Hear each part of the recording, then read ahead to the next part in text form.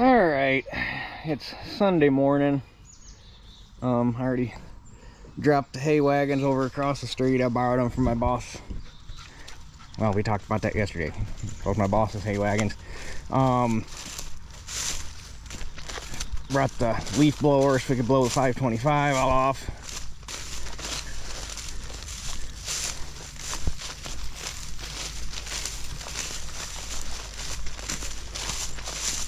And then I'm gonna run home and grab the 1600. I pulled the loader off of that yesterday so I could bale with it.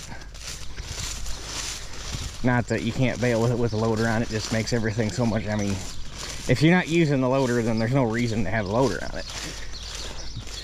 But go get that in the baler and then come back, and then this can go home and I can get the head off of it. It doesn't even need, well, I mean, it cut wheat, it didn't get dirty, there was no mud, there's no dirt, there's no nothing. So all it needs is to be blown off, blown out. The head can come off and it can go back in the barn. That's the nice thing about wheat. So yeah, that's basically where we're at this morning.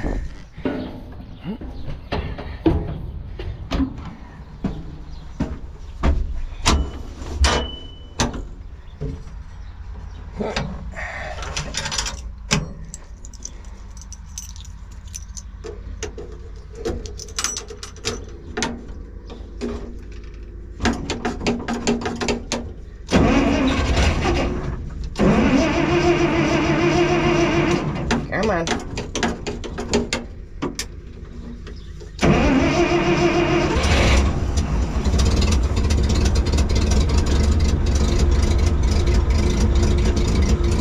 So anyhow, I'll get this thing blown off and cleaned up a little bit, and then we'll go grab the tractor and baler.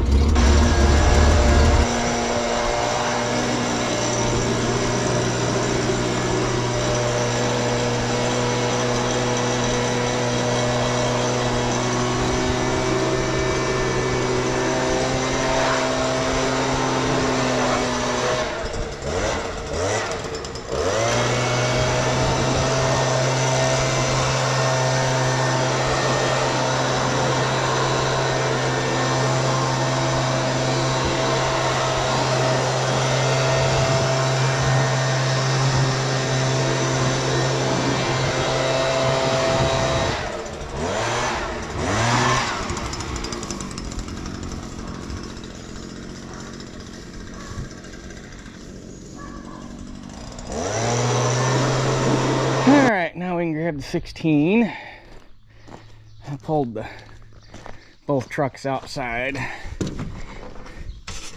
just to let some of this grain air out, get rid of some of that musty.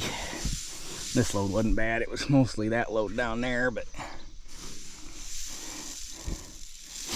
I don't really see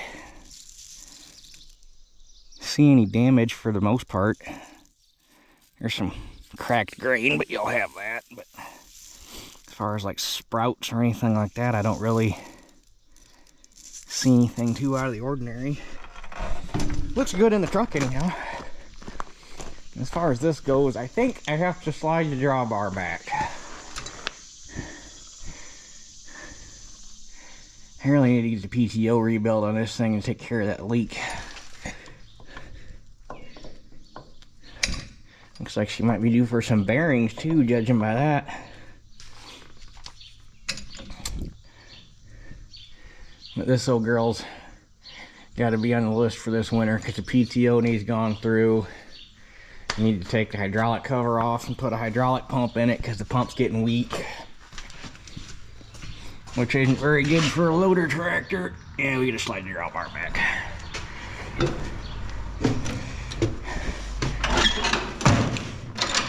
Because there ain't nothing worse than getting to the field and realizing you can't hook the baler up because the PTO's too long.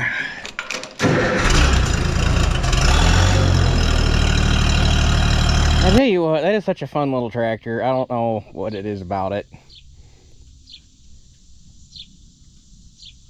Just its size, I don't know. Something, I just love that little tractor. The only thing I wish, and I bought a gasser specifically because I had another plan for it, and then we got it home and it turned out to be a handy tractor, so we never ended up doing what I was planning, because it was originally bought to put that mounted corn picker on and then just leave it on there. And then we started doing stuff with it, and it's like, well, man, this is a handy tractor. And then it never got the corn picker put on it, and then it got the wide front put on it, and then it got the loader put on it. But knowing what I know now, I wish I'd have bought a diesel, because if it was a diesel, it would get used for everything, just because it's a handy, it's no bigger. I mean, obviously it weighs more, but physically it's basically not any bigger than an 88. The wheelbase is a little longer, but like, it's not any wider, it's not any taller. It's an 88 all grown up, and you've got twice the horsepower, better hydraulics, more weight, bigger tires, better 3-point. It's just a handy tractor. I just wish it was a diesel. And the other thing I'd like to do with it, because of what we do with it now,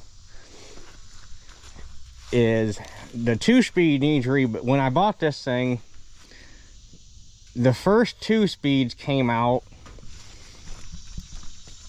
when obviously the 1800 and 1900 came out, and then the 1600 came out a couple years later, because they weren't all released at the same time. This guy right here, that is your main pressure relief. That sets the system pressure inside the 2-speed. The first generation of them, I don't know why, I don't know what engineer thought this was a good idea, they had a soft valve seat in them, and I guess it worked. I mean, it took a long time of running for them to start becoming a problem, but basically the valve seats in them would disintegrate, and there is no fix for it.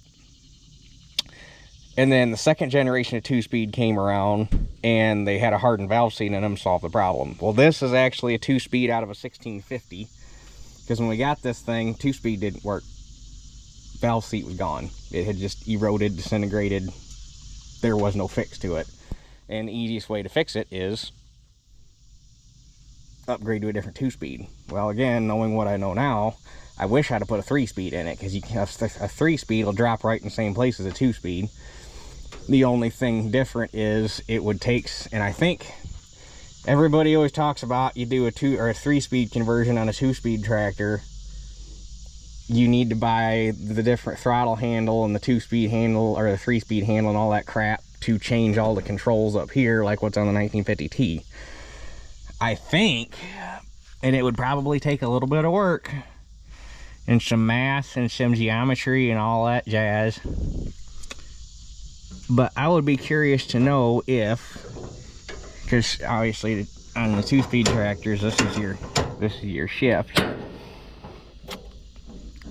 and you'd almost have to like get the 1950T and measure, because that would be the best comparison, because it's basically the same dash, it's bigger on the 1950T. Figure out how much stroke you need for all 3 shifts and see what you could do to modify the linkage for the 2-speed so that it still looks factory without having to change all the crap up in the dash to put the 3-speed shifter and stuff in it. But that's something, because that 2-speed needs rebuilt. It leaks bad. That's what the oil puddle is under it. Because when we got it, we were told, and the guy was right. The guy actually took it out of his. It was a mechanic at Maybaugh. He actually took it out of his 1650 to put a 3-speed in it. And he sold it to us as a working, ready to drop in unit. And he didn't lie. It took a few years for it to start leaking, but now it needs shaft seals and stuff in it. And it's like, well, if I'm going to pull it out, do I just get a 3-speed out of a 1650 or a 1655 and drop in it? Because it would make it a lot handier as a loader tractor, is running up and down the road, and yada, yada, yada. But anyway, that was 5 minutes of talking that didn't need to be in this video. So now we just got to dig the baler out, and I got to drop some twine in it. And then we can head on over to the field.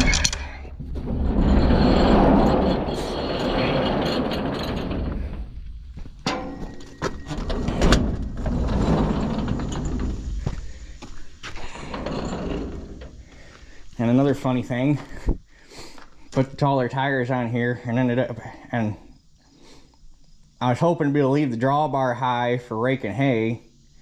Well, it didn't. It worked fine for raking hay, but I still ended up having to lower it because now with the taller tires, I can't get the baler backed in using the drawbar because the tongue on the back of the, or the hitch on the back of the baler hits the concrete lip now.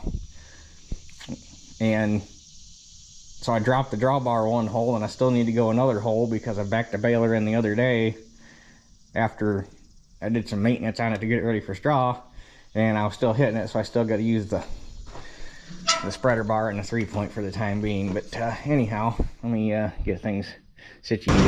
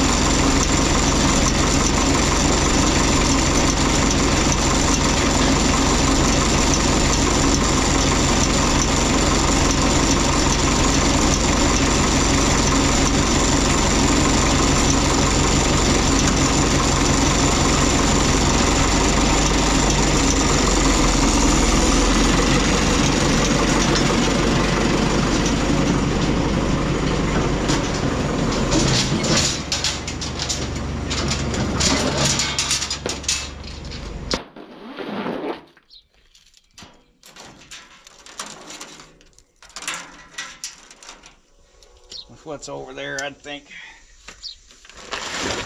what's left of them 2 balls that are in there and 2 more full ones ought to cover it.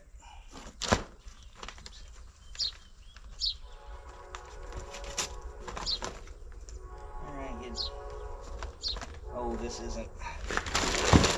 Oh, the one side just opens up after you pop the bands.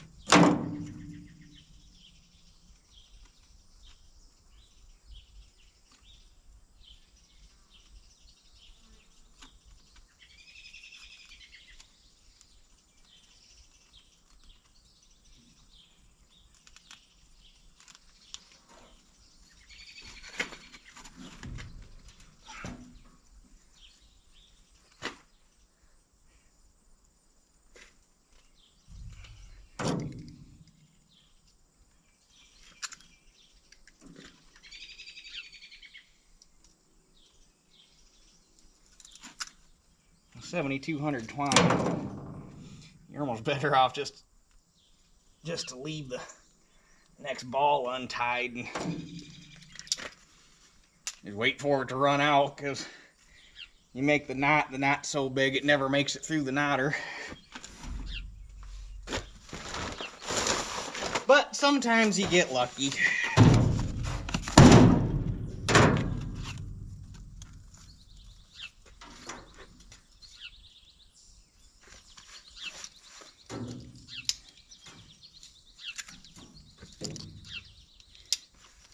I wish you could still buy good New Holland baler twine.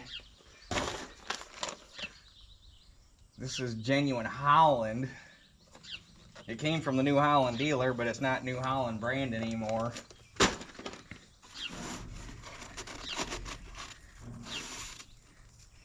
Back when I was a kid and I was helping the next door neighbor make hay, the guy that I'm getting the ground from next year, which I'm getting another 20 acres, probably 25 when you put it all together.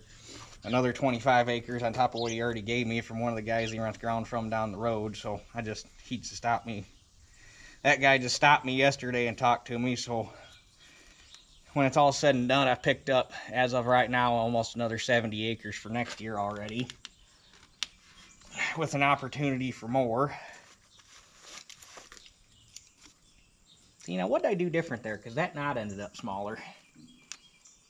I don't know what I did different there.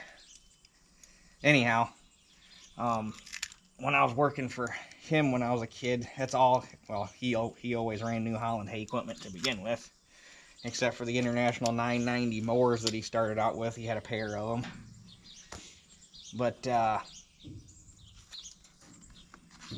all of his balers, anyhow, were always New Holland. He always ran New Holland twine, and that stuff was amazing. Still think hands down that was the best baler twine ever on the market. And I don't know why, other than the fact that hardly anybody uses sisal baler twine anymore. Which I personally like sisal better, because if you lose some in the field, a year later it ain't going to be there because it rots. It's biodegradable. I'd rather use sisal than plastic. But people like plastic, so that's what they make. But anyhow, we're all set here. Just got to head over to the field.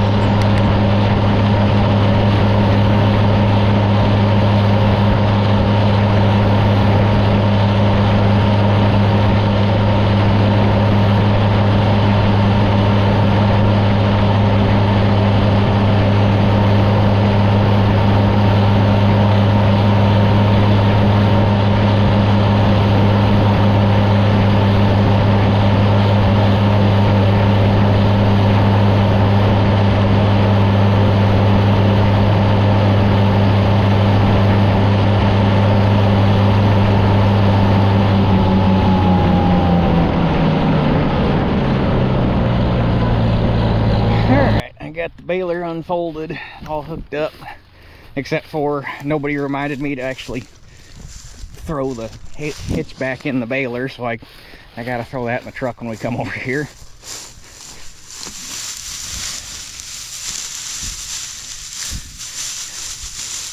It'd probably, it's kind of tough on the bottom yet.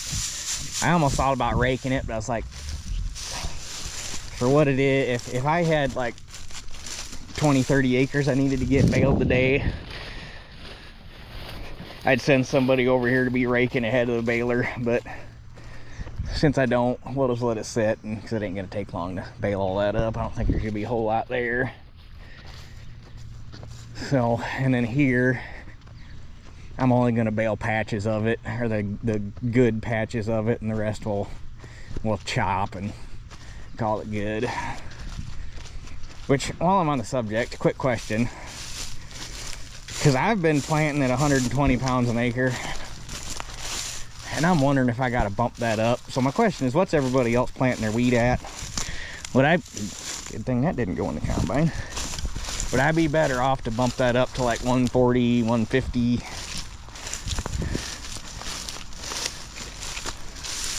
Because well, with what I got left in that bag, I'm definitely going to go up to 140 just to make up for in case there was any germ loss. Oh, well, that loosened up. Guess I need to tighten. That belongs over here. Guess I need to tighten that guy up. Anyhow, yeah, what's everybody else planting their wheat at? They like, you guys at like 140, 150, you down at 120. Where's everybody at? I want to know. I want to know if I can make a decision based on that. So anyhow, let's skedaddle, go home and get some lunch, and by that point it'll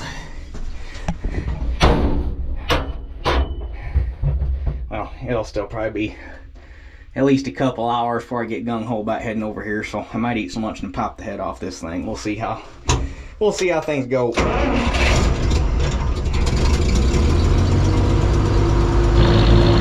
Alright, I got Shelly with me. I got one more guy coming to help. So while we're waiting on him to get here, gonna run a little bit in the baler, get my tension set and all that fancy stuff.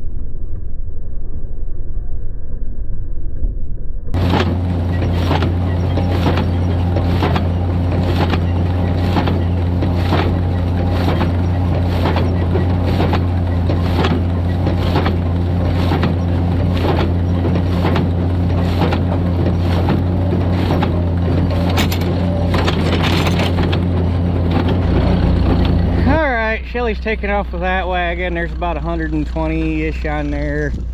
And then these on here, I'm a little disappointed. I was hoping to fill both wagons, but it is what it is. I should have cut it a little deeper, but you also don't want to rake the ground for everything it's worth. So, and it's a good thing we didn't, because got up here and parked this wagon. It's like, well, it's got a weird twist in it. This stringer rotted out, and now she's damn near touching the tire. So Shelly's gonna take that home and go get our little two-wheel car trailer, and we'll throw all this on that so we don't got anything on this wagon. And I pulled my wagon extension off the chute, and we're gonna run across the road and clean up some of the better straw over here, and that'll be it.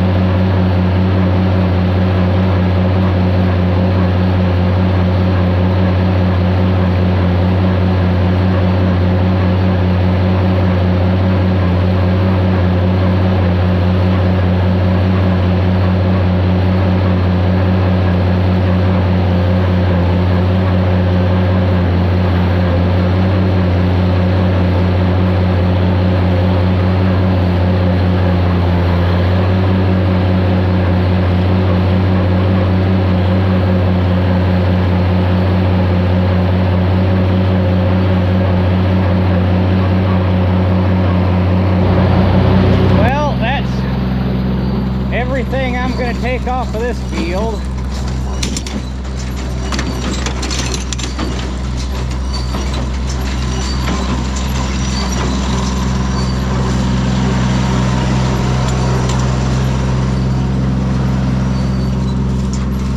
If it was going towards my, like if I had cattle and I knew it was going towards my bedding, I'd bale the whole field. But I cannot in good conscience bale most of this and try to sell it to people as straw just because it's so nasty. Although it'd make good cow beddings with all that foxtail in them, it'd give them something to munch on too. Because it really doesn't have any feed value, but all the cows I know will just eat the living heck out of foxtail. Probably because it's so soft. But the ones I did get don't look terrible. They got a little bit of green in them, but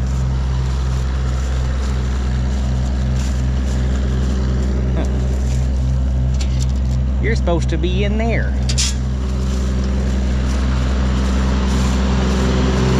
So,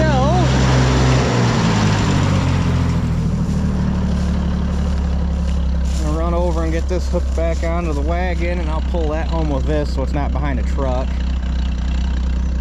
And wait for Shelly to get back with the trailer, and we could load up what's over here. I didn't even get a count. I'm guessing we broke about 10 bales over. Well, it didn't break, the knot slipped. 205, so I'm guessing around 195-ish. Must have got more over here than I thought. this left-hand knotter, don't know what, I adjusted the bill hooks, I adjusted the twine tension, I adjusted the baler chute.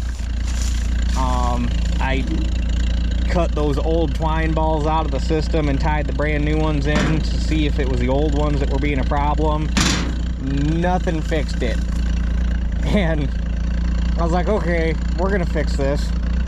So got to a spot, took the dust shield off, set the camera down right here, and which you guys have seen this already, but set the camera right here. There was this bale right here in the chamber had a slip knot on that side. Like, okay, we're gonna catch this thing. Set that camera there. Hasn't skipped a single knot ever since. That would figure. Try to catch it doing what it's doing. Which that right there is undenying proof that this old stuff is alive. I don't care what anybody says. This old equipment, it's alive. It's got a soul. It's got a heart. It's got an attitude. You can say it's superstition, you can say whatever you want, but set that camera right there and all of a sudden the knotters decide to quit acting up and it just starts punching them out without a problem. You explain it to me. Didn't change a single setting when I did it, didn't change squat, and it just took off and ran.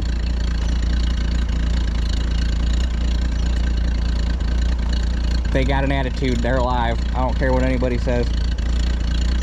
So anyway, I'm gonna pull these three out of the chamber so the chamber's clean, because I don't like leaving them sit with stuff inside of them, especially not in the basement of that barn. And when Shelly gets back, we'll come pick these bales up, and that'll be it. All right, there goes that load. There's 76 bales on the trailer. So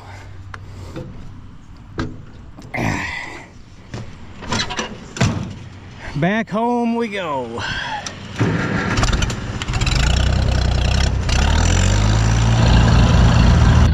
I forgot the 1600 fits in here if you back it through the door. It's tight, but it fits.